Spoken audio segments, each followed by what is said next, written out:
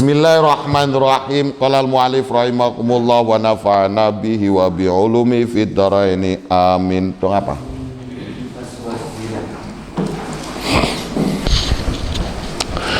Bismillahirrahmanirrahim. Qala al-mu'allif rahimakumullah wa nafa'ana bihi wa bi'ulumi fid dharaini amin. Al-libasu waz-zinah. Al-libasu waz-zinah, ya, pakaian dan perhiasan, perhiasan. Al-aslu fi ahkamil libas waz-zinah al-hil. Innal asla fi ahkamil libas waz-zinah sawa'un kana fil badani aw fi thiyabi awil makani innama huwa al-hillu wal ibahah. Wadhalika amalan bi umumil adalati allati tahmilu minatullahi ta'ala ala ibadihi fima khalaqalahum wa an'ama bihi alaihim liyantafi'u bihi fi hayatihimud dunya libasan wa tazzinan wa tazayyanan wa isti'malan wa tan'iman. Qala Allah tabaraka wa ta'ala huwallazi khalaqalakum ma fil ardi jami'a wa qala azza wa jalla wa takum min kulli ma sa'altumuhu wa in tu'addu ni'matallahi la tuhsuha wa qala Allah subhanahu wa ta'ala qul man harama zinatallahi allati akhraja li ibadihi wa thayyibati minar rizqi qul ya lilladina amanu fil hayati dunya khalisatan yaumal qiyamati kadzalika nufassilul ayati liqaumin ya'lamun. Wa qala azza man qail ya bani adama qad anzalna alaikum libasa yuwari sawatikum warisa wa libasu taqwa dzalika khairun dzalika min ayatillahi la'allahum yadhakkarun. Ya. Al-libas wa zinah, ya, dalam bab fikih ini kita akan menjelaskan masalah pakaian, perhiasan, ya, karena ini sangat penting karena di tengah-tengah lingkungan masyarakat kita kadang masalah pakaian, ya, kadang masalah pemahaman terhadap apa yang berlaku di sekitar kita juga menimbulkan permasalahan. Banyak harus kita tahu dari dasarnya. Lah, yang awal ini adalah asal pada hukum pakaian dan perhiasan itu adalah hukum asalnya itu adalah halal, ya, pakaian, perhiasan, ya, baik itu pada badan atau perhiasan pada pakaian atau pada tempat, ya, itu hukum asalnya tetap di situ adalah al-hillu wal ibahah. Nah, itu didasarkan apa? Nah, karena didasarkan pemahaman daripada dalil yang di situ mencakup tentang pemberian Allah kepada hambanya, ya, atas apa yang diciptakan oleh Allah untuk hambanya, atas nikmat-nikmat yang diberikan oleh Allah terhadap hambanya, yang tujuannya apa? Di antaranya supaya apa yang telah diberikan oleh Allah itu dimanfaatkan oleh hambanya selama dia itu hidup di dunia, baik itu pakaian, ya, perhiasan, ya, atau pakaian apa sesuatu yang digunakan yang lain, ataupun kesenangan artinya enakan, nikmat itu, ya, itu memang itu diciptakan oleh Allah. Makanya di situ didasarkan juga dawai Allah subhanahu wa ta'ala huwallazi khalaqalakum ma fil ardi jami'an. Allah yang menciptakan segala sesuatu di permukaan bumi, semua Allah yang diciptakan.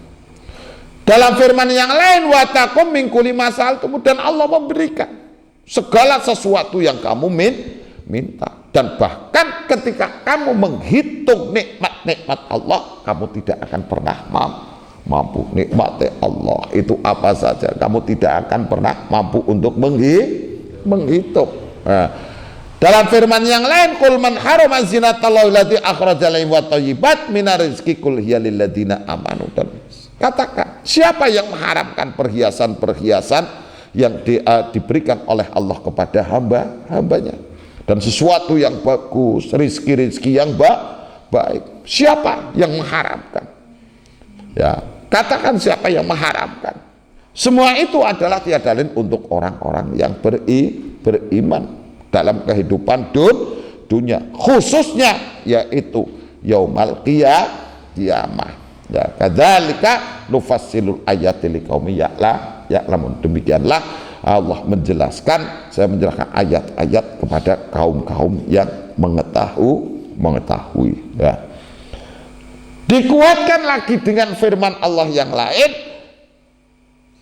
anak Adam, qad anzalna alaikum libasan. Ya, sungguh telah saya turunkan kepadamu pakaian untuk menutup auratmu, ya, dan pakaian waraisan, ya, pakaian walibasut taqwa dzalika khairul lakum, dan pakaian takwa itu lebih baik dari dzalika khair itu lebih baik, dan itu adalah merupakan tanda-tanda ayat-ayat Allah atau tanda-tanda keagungan Allah. Harapannya adalah la'allahum yattaqun, supaya kamu selalu ingat. Dan dikuatkan lagi, wallahu ja'ala lakum min buyutikum sakana wa ja'ala lakum min juludil an'am buyutan tastakhifuna yauma ta'nikum wa yauma iqamatikum wa min aswafiha wa aubariha wa ash'ariha asathan wa mata'an ilahin. Allah telah menjadikan kepada kamu sekalian rumah-rumah kamu sebagai tempat tinggal, rumah, ya, sebagai tempat tinggal. Dan kemudian Allah menjadikan kulit-kulit dari binatang-binatang itu adalah rumah-rumah yang ringan. Artinya apa? Yauma ta'nikum wa yauma iqamatikum, ketika kamu bepergian, ya. Jadi cara sedikit tenda, ya, pada zaman dulu itu adalah kulit-kulit binatang. Sing sampean mungkin perjalanan jauh pada waktu itu adalah harus dengan naik onta atau di tengah-tengah ara-ara, ya, di situ kamu bisa menggunakan kulit-kulit itu supaya kamu ringan, ya. Itu adalah nikmat daripada Allah, ya. Tastakhifuna yauma ta'nikum wa yauma iqamatikum, ya, termasuk bulu onta, bulu domba, ya, bulu kambing, ya, dan perabot, ya. Wallahu ja'ala lakum mimma khalaqa dhilalan wa ja'alakum minal jibali aknanan, ya. Tempat Allah kemudian menjadikan tempat untuk berteduh, ada yang dari gunung, ya. Allah ja'ala lakum sarobil, ya, ini macam-macam, ya, yaitu pakaian, ya, pakaian yang bisa melindungi kamu dari panas, ya, panas dan dingin, ya, semua itu adalah nikmat dari Allah menyempurnakan nikmat kepada kamu sekalian, yang tujuannya apa? Supaya harapannya kamu adalah menjadi orang yang semakin berserah diri kepada Allah. Lah, itu diantara dalil-dalil itu, bahwa diantara dalil-dalil yang sudah disebutkan, kita tahu bahwa asal segala sesuatu yang ada, ya, baik itu pakaian, perhiasan, itu adalah asalnya itu adalah halal dan mubah, lah, kecuali segala sesuatu yang di situ dikecualikan berdasarkan nas, ya, disesuaikan berdasarkan nas. Jadi secara umum halal secara umum, ya, baik pakaian, perhiasan secara umum itu halal, kecuali memang yang di situ disebutkan dengan jelas dengan menggunakan nas, ya. Jadi seumum oke, tidak masalah, ada pengecualian, ya. Mastusniya min umumil hilaqat ustusniya min hadal umumi maqamatil adalah ala takrimihi wa muni'at min istimalihi wasanaktasiru ala ba'di mastusniya min umumil hil wa akhada hukman akhar wa huwa al-khurmatu wal man'u. Lah, kecuali segala sesuatu yang dikecualikan dari keumuman halal. Lah, ini didasarkan dalil-dalil, yaitu pengecualian itu didasarkan dalil yang menyebutkan tentang keharamannya dan dilarangnya untuk menggunakan. Nah, ini nanti akan kita disebutkan dengan ringkas, ya, yaitu dengan ringkas. Yang pertama yang dikecualikan adalah tahrimud dhahab wal fiddah fi ghairil bai' wasira' wa nahwihima. Haramnya emas dan perak, ya, pada selain daripada jual beli dan sejenisnya, ya, haram emas dan perak, ya. Makanya di itu la yajuzu istimalu dhahab wal fiddah fi ayyi naw'in min anwa'il istimal, ya. Tidak boleh kita menggunakan emas dan perak untuk berbagai macam penggunaan selain daripada jual beli dan sejenisnya, ya. Makanya kita tidak boleh menggunakan yaitu emas dan perak itu untuk digunakan sebagai wadah sampai jadi wong sugih. Ketika Anda menjadi orang kaya, mungkin Anda akan pengen nampak lebih dibandingkan yang lain. Kemudian secara finansial mungkin Anda mumpuni. Anda biar kelihatan lebih wah, mungkin Anda berpikir untuk membuat piring dari emas. Boleh apa enggak? Enggak boleh. Atau mungkin gelas, gelas kecil, ya, yang terbuat dari emas, enggak boleh, ya.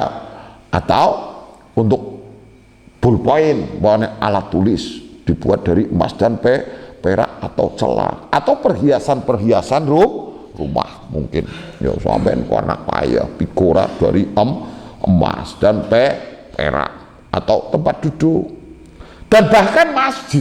Nah, makanya kita tahu ada masjid kubah emas. Wah, itu bagaimana? Ya, kalau kita madhab Syafi'i, ya, sepertinya ya tidak boleh kalau melihat dasar ini terus masjid kubah emas, kalau memang benar-benar itu adalah emas. So, kita kan tidak tahu, kuning ya emas. Ya, kita tidak tahu kalau memang benar-benar emas. Nah, makanya ketika kemudian diciptakan suatu wadah umpamanya seperti emas, tapi kok bukan emas, boleh apa enggak? Boleh, enggak masalah. Oh ya, enggak boleh itu dhahab wal fiddah karena didasarkan nas, ya. Atau barang-barang yang lain yang mungkin harganya jauh lebih mahal daripada emas dan perak. Boleh apa enggak? Boleh. Ini tidak bolehnya itu adalah pengecualian yang didasarkan atas nas, ya, paham ya? Bukan atas keindahannya, kemewahannya, enggak. Seandainya kok ada barang yang mungkin lebih bagus, ya, lebih bagus dari emas, lebih bagus dari perak, sampean punya uang dan sampean mampu beli, tidak masalah, ya. Bukan berarti Islam itu anti kemewahan, anti keindahan, bukan.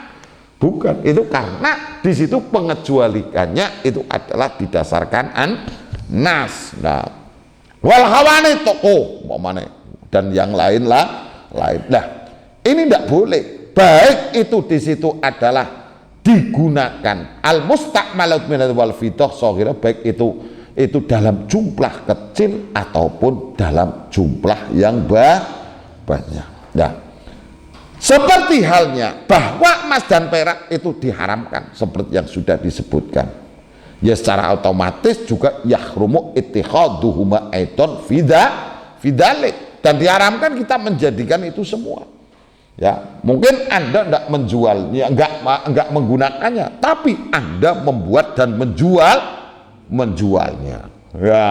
Atau Anda yang ikut berperan untuk terwujudnya semua itu ittikhaduhuma, ya. Karena apa? Karena dilian nama hurrima istimaluhu hurrima harma lian nama harrama istimaluhu harrama ittikhaduhu, ya, hurrima juga bisa, hurrima ittikhad atau harrama juga bisa, ya. Jadi jelas ya, jadi pengecualian bahwa di situ pengecualian atas keumuman dari kehalalan tersebut yaitu didasarkan nas, ya, sesuai dengan ketentuan yang berlaku. Lah, sekarang didasarkan dalil apa keharaman itu? Dalil haramnya kita menggunakan emas dan perak itu banyak, itu ya, di dalam hadis diantaranya yaitu dalam sebuah hadis marwahu Muslim, ya, di situ disebutkan bahwa an Ummi Salamah radhiyallahu anha qalat qala Rasulullah sallallahu alaihi wasallam man syariba fi ina min dhahab aw fiddah, barang siapa minum dari wadah yang terbuat dari emas dan perak, fa innama yujarjiru fi batnihi naru jahannam, itu sama juga dengan yujarjir, ngesokaken apa, menuangkan, ya, menuangkan dalam perutnya yaitu api neraka. Dalam hadis lain disebutkan yaitu an Hudzaifah radhiyallahu an, di situ disebutkan sami'tu Rasulullah sallallahu alaihi wasallam yaqul la tasrabu fi aniyati dhahab wal fiddah wa la taqulu fi sihafiha fa innaha lahum fid dunya ailil kufar. Ya, disebutkan bahwa Kanjeng Nabi itu dawuh, ya, la tasrabu fi aniyati dhahab, janganlah kamu minum dari wadah-wadah yang terbuat dari emas dan perak. Berarti minum ya, kalau zaman sekarang berarti gelas yang terbuat dari emas dan perak. Wala taqulu fi sihafiha, dan kamu jangan makan dari piring-piringnya yang terbuat dari emas dan perak. Karena apa tidak boleh? Karena di situ itu fa innaha lahum fidunya, karena wadah-wadah yang terbuat dari emas dan perak itu adalah untuk orang-orang kafir di dunia, yaitu lil kafir, ya. Hukmu istimali apano bidza wallahu a'lam.